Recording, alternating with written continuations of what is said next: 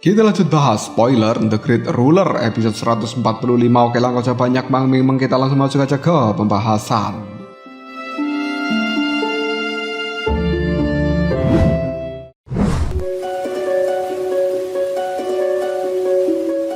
Muchen telah berhasil membantu pasukan Raja Elang untuk memadatkan semangat juang yang ada. Meskipun semangat juang ini masih cukup semu, namun kekuatan yang ada jauh lebih besar jika dibandingkan dengan sebelumnya. Dan kemudian 3 raja yang lainnya, yaitu Raja Lisan dan juga 2 yang lain juga ingin pasukan mereka dibantu oleh Muchen. Bahkan mereka rela jika suatu saat nanti Muchen ingin meminjam kekuatan dari pasukan masing-masing. Dengan kesepakatan seperti ini, Muchen akhirnya mau membantu para raja itu dan membutuhkan waktu selama 2 hari untuk bisa memadatkan semangat juang dari 3 istana yang lainnya. Hal inilah yang membuat tekad Muchen melemah hingga dirinya memerlukan waktu selama 1 hari penuh untuk kembali pulih karena kecapean. Setelah Muchen benar-benar pulih, keempat raja mulai berbondong-bondong untuk mengucapkan terima kasih banyak kepada Muchen, dan mereka sudah mencoba sekuat apa semangat juang yang baru dipadatkan oleh Muchen itu. Melihat perubahan dari para raja itu, Muchen sangat bersyukur. Saat ini tidak ada orang yang berani memandang rendah istana Jiuyu lagi, dan dirinya juga tidak sungkan untuk menolong karena mereka sama-sama berasal dari alam Daluo. Hal ini juga pasti akan bermanfaat untuk dirinya sendiri di waktu yang akan datang. Tidak lama kemudian mereka mulai kembali membahas soal pertempuran yang sedang dijalani. Dari informasi yang didapatkan oleh Raja Lisan, selama 2 hari ini pertarungan telah semakin intens, bahkan sudah ada 100 pasukan yang berhasil dihancurkan. Muchen yang mendengarkan kata-kata seperti itu langsung menanyakan keadaan dari pasukan alam Daluo yang lainnya. Karena wilayah yang terlalu luas, mereka tidak ada yang memiliki informasi soal ini. Namun sekarang Raja Pedang Roh memiliki informasi jika cairan spiritual yang dibutuhkan untuk membuka harta karun tingkat tertinggi masih kurang banyak. Jiuyu ketika mendengarkan hal seperti ini pun mulai menyahut kata-kata itu. Jika mereka harus mencari tingkat reruntuhan pada level pertama atau level kedua. Memikirkan hal seperti ini saja, Muchen cukup bingung. Meskipun mereka memiliki kompas yang bisa membantu, namun reruntuhan tingkat kedua saja sulit untuk dideteksi, dan kompas hitam kebanyakan hanya menunjukkan di mana letak dari reruntuhan tingkat ketiga berada. Raja Hongya yang awalnya terdiam mulai membuka suara. Beberapa hari ini aku mendengarkan ada begitu banyak pasukan tingkat pertama yang pergi ke arah barat daya, yaitu lautan medan perang. Hal ini terjadi karena dari berita yang aku dengarkan, di tempat itu terdapat reruntuhan kematian yang diyakini sebagai reruntuhan tingkat pertama. Raja Pembelah Gunung Lisan juga menambahkan apabila dirinya kemarin mendapatkan informasi jika di dalam reruntuhan itu ada seorang master formasi pertempuran yang telah gugur. Mendengarkan hal seperti ini saja, hati Muchen langsung gelisah, dan dia yakin untuk mendapatkan semua itu dirinya akan bersaing dengan begitu banyak orang. Namun harta karun yang ada juga begitu sulit untuk dilupakan. Jika dia bisa mendapatkan informasi atau peninggalan dari seorang master formasi pertempuran, pasti ini akan sangat berguna bagi seorang Muchen karena dia sendiri juga merupakan seorang ahli formasi. Melihat wajah dari seorang Muchen, para raja langsung berkata jika mereka siap untuk menemani. Dengan semangat juang yang baru, mereka cukup yakin seberapa kuat lawan yang akan dihadapi. Pasti mereka akan tetap menang. Tak lama kemudian Jiuyu mulai angkat bicara. Dia menjelaskan jika istana Suantian dan juga pavilion ilahi juga berada di tempat itu. Mendengarkan kata-kata seperti ini, Muchen tidak takut sama sekali, dan dia yakin dengan dukungan dari para raja yang ada serta semangat juang yang telah dia bangkitkan dari pasukan yang lainnya akan bisa melewati bahaya yang muncul. Karena waktu yang terlalu sempit ini, Muchen memutuskan untuk segera berangkat menuju ke tempat itu. Meskipun kompas pencari roh yang berwarna hitam tersebut mampu mendeteksi begitu banyak reruntuhan yang ada, dia memutuskan untuk mengabaikannya. Selama di perjalanan, Muchen menemukan begitu banyak pasukan yang telah menuju ke arah yang sama dengan dirinya. Harta karun ini jelas membuat banyak orang ingin memiliki. Tak lama, Muchen dan juga yang lainnya sudah sampai ke tempat tujuan. Mereka bisa melihat jika ada begitu banyak orang yang telah datang. Meskipun situasi begitu kacau, Mu Chen tidak khawatir karena pasukan yang dia pimpin sekarang sudah mampu untuk melakukan perlawanan terhadap pasukan kelas 1. Kedatangan pasukan dari alam Daluo ini membuat begitu banyak orang tidak berani untuk menghentikannya. Bahkan dengan tergesa-gesa mereka segera mengambil jalan lain dan memberikan jalan utama kepada pasukan alam Daluo. Dan saat ini mereka semuanya bisa melihat jika Mu Chen yang menjadi pemimpin dari pasukan alam Daluo. Mereka pernah mendengar jika pemuda bernama Mu Chen itu mampu memadatkan semangat juang. Dengan alasan inilah pemuda bernama Mu Chen itu datang. Namun kedatangan dari Mu Chen pasti akan membuat dua jenius dari Istana Suantian dan juga Pavilion Ilahi merasa senang. Mereka tidak perlu lagi mencari mangsa karena Mu Chen yang dianggap pangsa sudah datang dengan sendirinya menyerahkan nyawa di hadapan mereka. Di sebuah puncak gunung, para jenius dari Pavilion Ilahi dan juga pasukannya telah berdiri dengan cara yang cukup gagah. Namun di barisan paling depan berdirilah sosok yang menggunakan baju berwarna putih, dan orang itu adalah jenius yang bernama Santai Liuli, yang memiliki potensi untuk menjadi seorang master formasi pertempuran. Tak jauh dari sana ada sosok Fang Yi dan juga Suba. Mereka mulai merasakan kedatangan pasukan dari alam Daluo yang berhasil memberikan tekanan. Namun mereka tidak takut karena saat ini akan ada ahli formasi pertempuran dari wilayah lain yang akan datang khusus untuk melawan Mu Chen.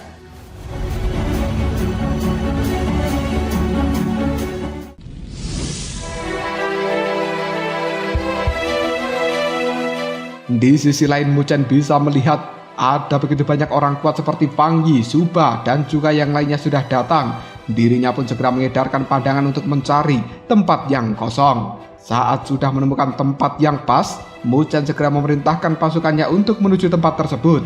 Namun saat Mu Chen akan mendarat, sebuah suara tertawa yang begitu kuat mulai terdengar. Bahkan dari kejauhan mereka sudah mengatakan, tempat ini bukanlah tempat yang bisa kalian datangi karena menginginkannya, wahai anak muda. Setelah menemukan sumber suara, Mu Chen bisa melihat jika orang yang mengatakan hal seperti itu adalah Xiao Tian dari Istana Suantian.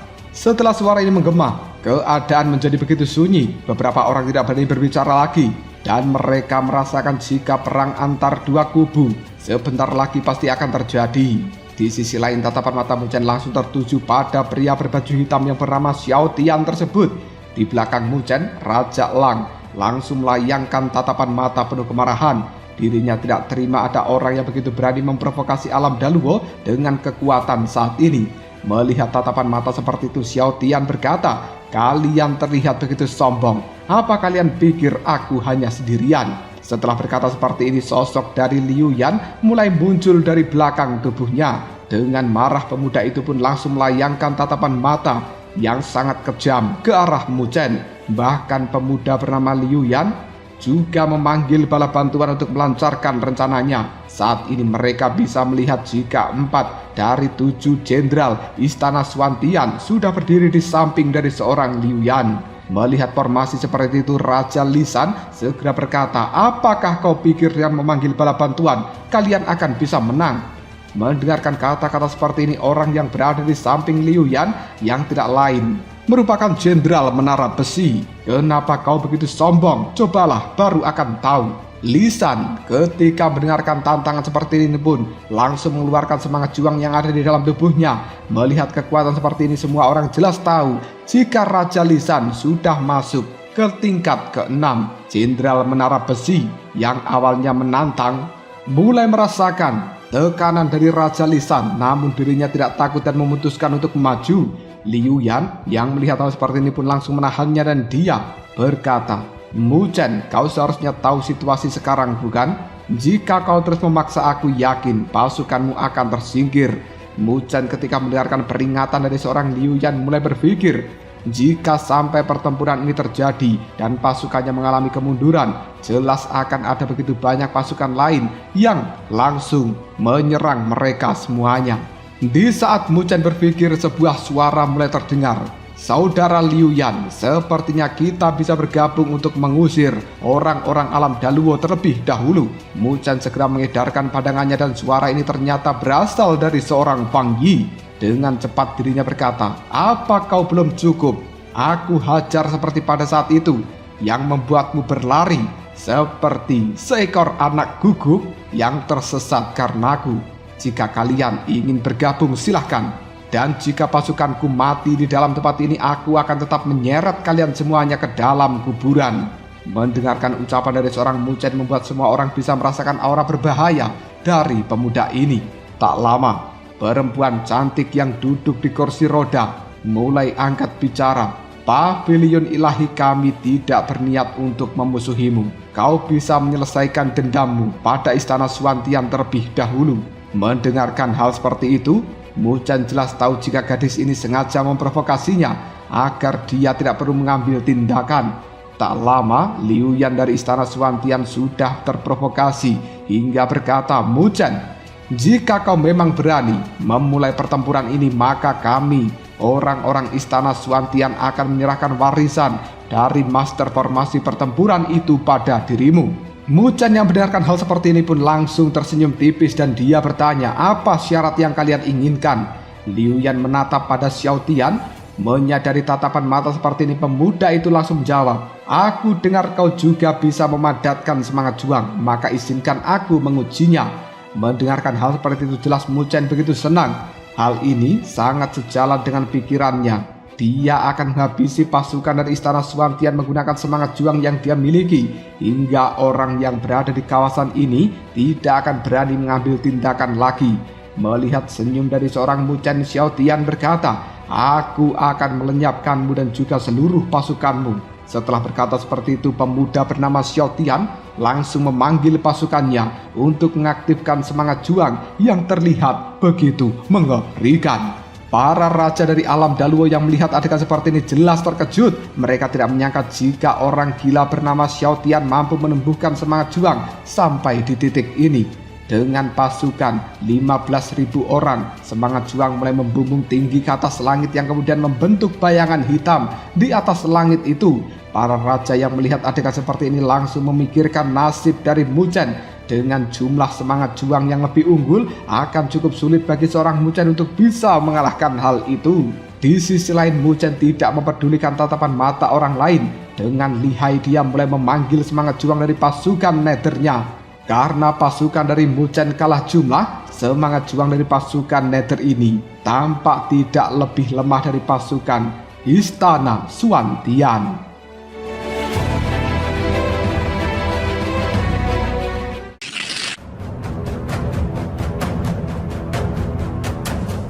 Dengan cepat Xiao Tian mencibir, "Apakah kau bercanda? Dengan 5.000 pasukan ingin melawan diriku? Dan juga pasukanku yang berjumlah 15.000 orang? Aku takut kau akan malu karena menerima kekalahan yang telak." Setelah mengatakan hal seperti ini, Xiao Tian pun langsung mengganti segel di tangannya. Semangat juang yang sudah ada langsung berubah menjadi cahaya yang berwarna-warni dan kemudian menyelimuti Muchen. Menyaksikan adegan dari serangan seperti ini, Muchen memutuskan untuk segera mengubah segel di tangannya. Hal ini membuat lautan semangat juang Muchen langsung melonjak tinggi hingga membentuk tirai cahaya untuk melindunginya. Serangan dari seorang Xiao Tian akhirnya mengenai tirai cahaya yang berbentuk perisai emas itu hingga membuat kekuatannya melemah. Karena serangan bertubi-tubi seperti ini, akhirnya tirai cahaya perisai emas meledak dan juga hancur lebur. Hal itu membuat serangan yang tersisa langsung melaju ke arah Muchen. Melihat hal seperti ini, Muchen pun memanggil semangat juang yang lebih besar lagi untuk membentuk burung 9 meter yang berwarna hitam. Melihat sang lawan telah memadatkan semangat juang, Xiao Tian langsung ikut memanggil semangat juang untuk dipadatkan. Tak perlu waktu yang lama, semangat juang yang membumbung tinggi ke atas langit kini telah membentuk seekor ular piton dengan tubuh yang dipenuhi simbol-simbol yang sangat aneh dan tampaknya cukup kuat.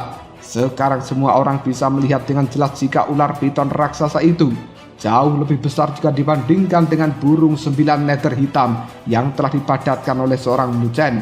Bahkan kali ini santai Liu Li bisa melihat jika simbol di tubuh ular piton lebih banyak dibandingkan dengan simbol-simbol yang ada di burung 9 meter. Dengan perbedaan sejauh ini, seharusnya lebih mudah bagi Xiao Tian untuk menang. Namun hanya dengan 5.000 pasukan, Mu Chen mampu mengukir 4.000 simbol. Hal itu sudah menjelaskan seberapa kuat semangat juang yang telah dikembangkan oleh pemuda bernama Mu Chen. Hal itu membuat Zhantai Liuli, seorang wanita yang duduk di kursi roda, cukup tertarik dengan Mu Chen. Di sisi lain, Mu Chen masih terlihat begitu tenang ketika melihat ular piton raksasa dipadatkan oleh seorang Xiao Tian. Sang lawan yang melihat ekspresi dari seorang Mu Chen jelas sangat murka karena menganggap terlalu diremehkan. Dia ingin melihat wajah panik dari Mu Chen kali ini. Tanpa menunggu waktu lebih lama, Xiao Tian segera mengganti segel di tangannya dan kemudian membuat simbol-simbol yang ada di tubuh dari ular piton mulai mengeluarkan cahaya terang. Ular piton ini pun dengan cepat membuka mulutnya hingga semangat juang dimuntahkan dari dalamnya dan menyelimuti tubuh dari Mu Chen. Menyaksikan adanya serangan seperti ini, Mu Chen memutuskan untuk mengepakkan sayap burung 9 nether yang kemudian membentuk sebuah perisai hitam demi menghalangi serangan yang datang dari ular piton. Pada akhirnya, dung dar. Kedua serangan ini pun bertabrakan di udara karena serangan yang sama-sama kuat. Setiap simbol dari kubu masing-masing langsung melemah. Namun simbol yang dimiliki dari istana Jiuyu terlihat melemah lebih cepat jika dibandingkan dengan istana Xuantian. Menyaksikan adegan seperti ini, Mu Chen pun berteriak, "Raja Elang, tolong pinjamkan aku pasukan elang milikmu." Mendengarkan hal seperti ini, jelas Raja Elang cukup terkejut. Dia mulai berpikir apakah Mu Chen akan bisa mengendalikan kedua pasukan sekaligus dengan karakter semangat juang yang berbeda. Meskipun sedikit bingung, Raja Elang tetap memerintahkan pasukan elang miliknya untuk berdiri di belakang Mu Chen, bersama-sama bergabung dengan pasukan Nether. Melihat adegan yang tidak biasa seperti itu, banyak orang kuat langsung terkejut. Mereka tidak yakin jika Mu Chen akan bisa mengendalikan semangat juang yang berbeda dalam satu waktu yang sama. Zhantai Liuli, seorang gadis yang duduk di kursi roda ketika menyaksikan adegan seperti ini, cukup percaya jika pemuda itu tidak akan pernah bisa melakukan, dan ini dianggap hal yang sia-sia. Jika pemuda itu memiliki kepercayaan diri yang begitu bagus, seharusnya semua rencana yang telah disusun juga akan berjalan dengan lancar. Wang Yi yang mendengarkan penjelasan dari Zhantai Liuli tetap tidak ingin mengakui kehebatan dari seorang Mu Chen. Dia masih tetap berharap jika Mu Chen akan kalah, dan sekarang hanya mencoba untuk membela dirinya saja. Tak jauh dari sana, Xiao Tian yang melihat adegan yang dilakukan Mu Chen awalnya terkejut, namun pada akhirnya dia juga mulai mencibir. Dan dia yakin bahwa Mu Chen tidak akan pernah berhasil menggabungkan semangat juang dari pasukan yang lainnya. Pada akhirnya dia memutuskan untuk segera melayangkan serangan yang lebih kuat ke arah Mu Chen. Di sisi lain, Mu Chen masih terus mencoba untuk menyatu dengan semangat juang pasukan elang dan mengabaikan seluruh perkataan dari orang-orang yang ada. Tak lama Mu Chen mulai membuka matanya. Dari sorot mata itu terlihat jelas semangat juang pasukan elang yang telah menyala berwarna merah. Energi semangat juang dari pasukan elang yang ada di belakangnya juga telah membumbung tinggi ke arah langit. Hal itu pun mulai menyatu dengan semangat juang dari pasukan Nether.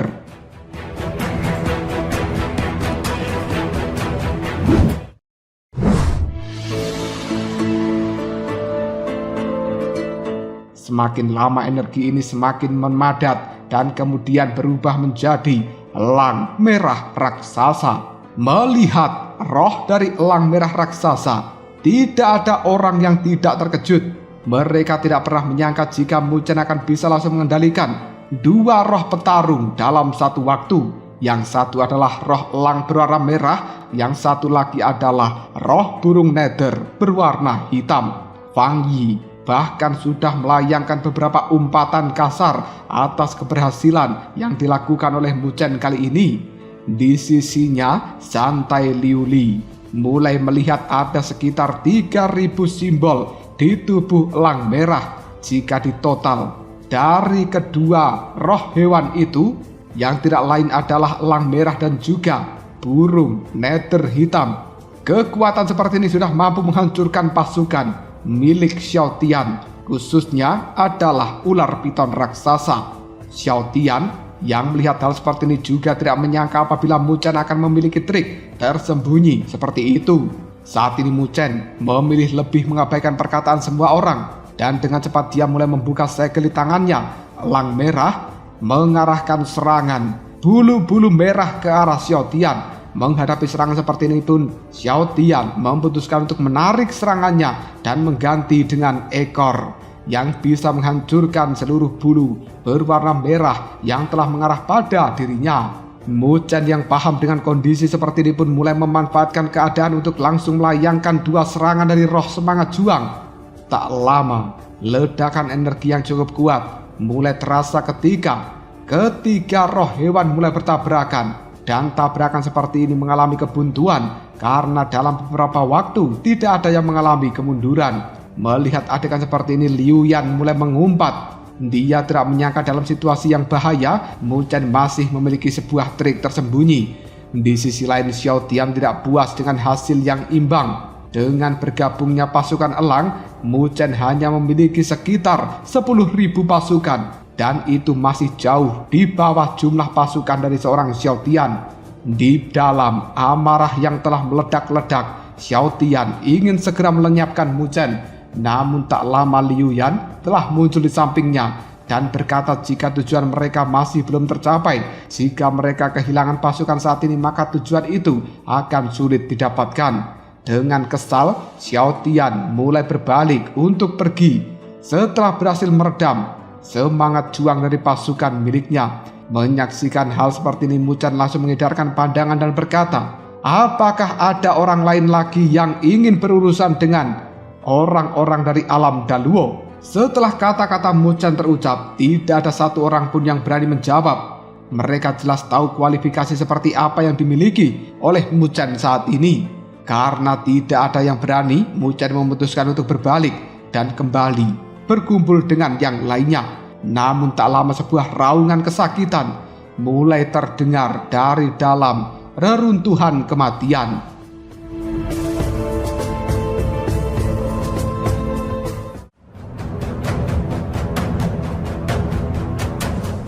Lalu apakah yang akan terjadi selanjutnya? Sebenarnya suara siapakah itu? Apakah masih ada orang yang berada di dalam reruntuhan kematian? Jika kalian penasaran, tunggu aja jawabannya di next video Ngobrol Sob.